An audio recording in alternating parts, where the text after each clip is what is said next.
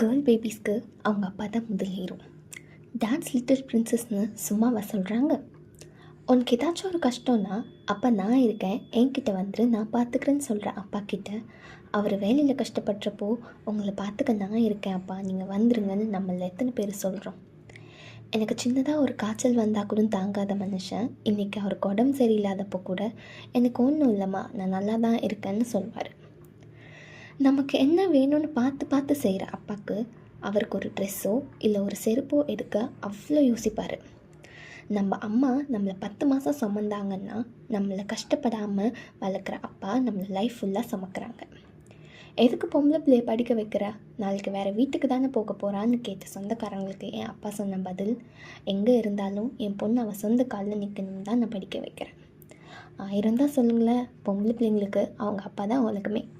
யார் என்ன சொன்னாலும் அவங்க அப்பாவுக்கு அவங்க பொண்ணு மகாராணி தான். ஹாப்பி ஃபாதர்ஸ் டே அப்பா.